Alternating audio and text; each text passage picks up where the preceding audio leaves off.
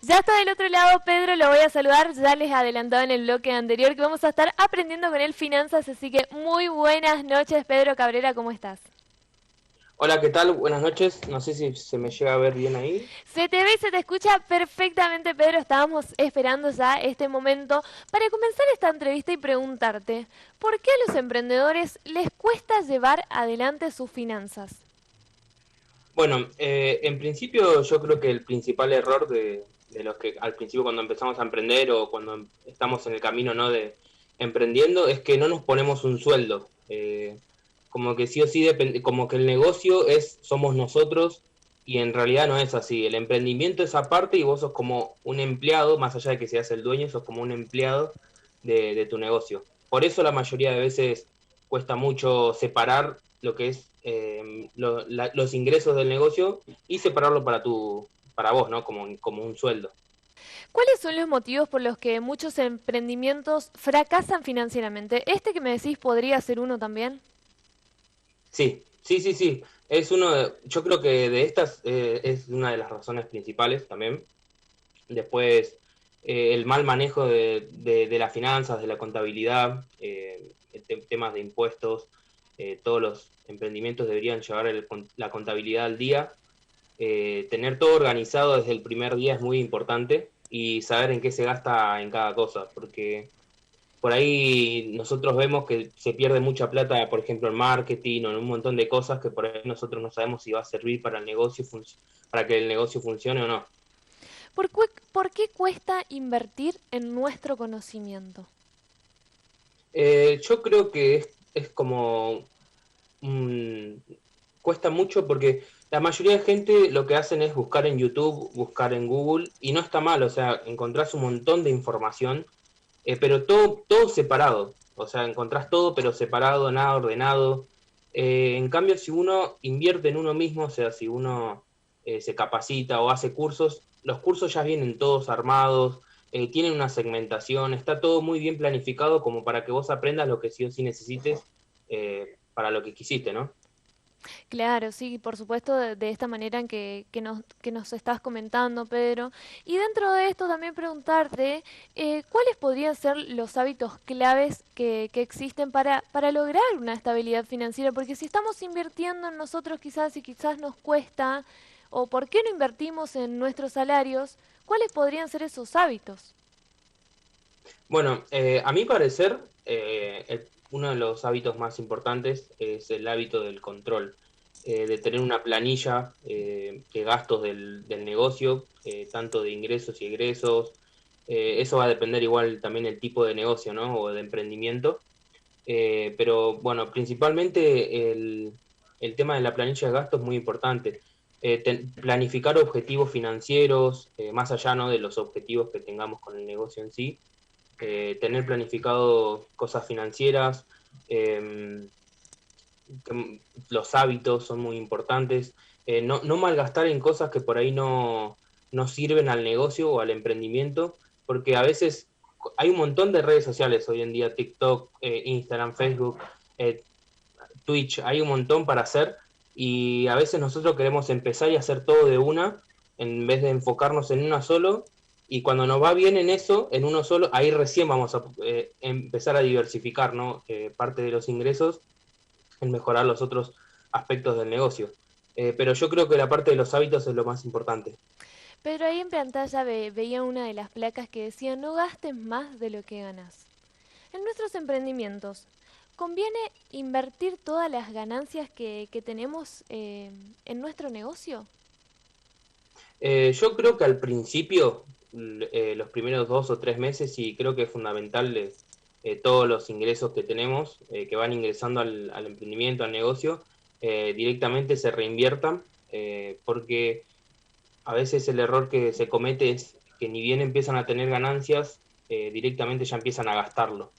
Y eso es como tener un empleo, básicamente, y la idea del emprendimiento es hacerlo crecer y tener cada vez más ganancias, así poder tener más tiempo, ¿no?, a futuro, o eso es lo que yo creo.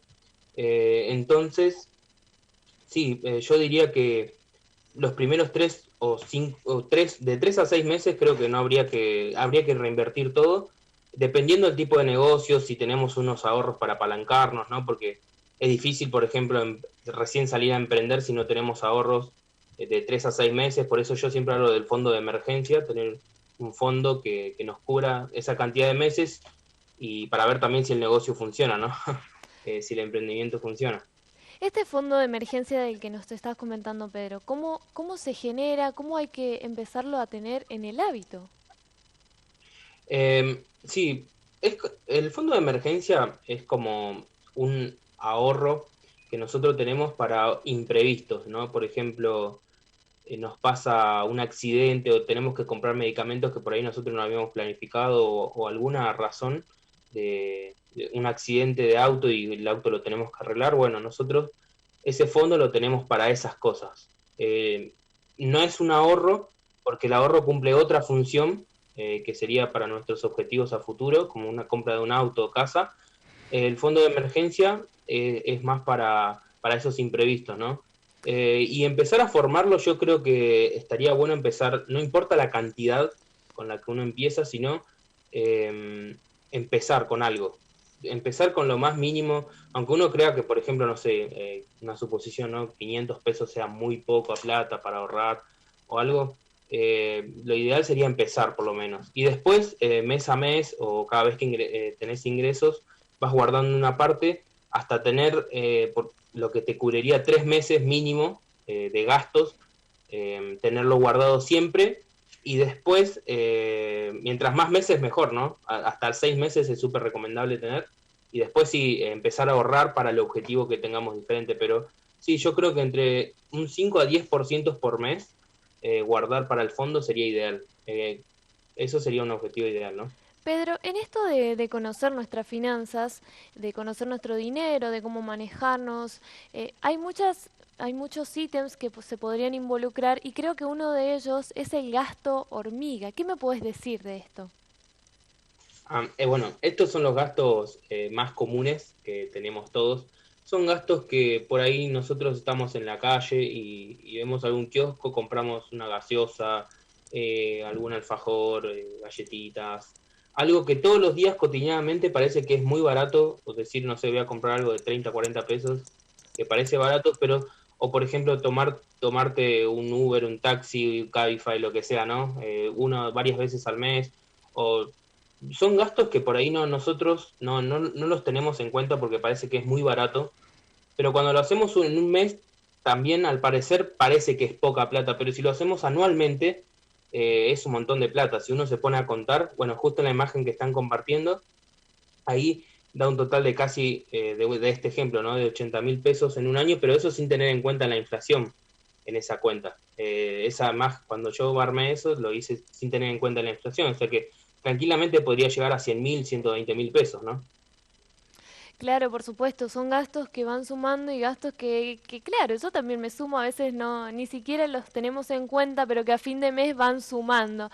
Pedro, en esto de aprender finanzas, desde vos fundador de aprendiz y también de maestro, hacia los emprendedores, ¿qué le podés decir a ellos en este proceso? Eh, en el proceso, yo creo que lo principal es ir leyendo cosas de finanzas, porque hay a muchos que no les gusta, ¿no? El tema de las finanzas, el dinero y todo, y es una parte fundamental para el negocio.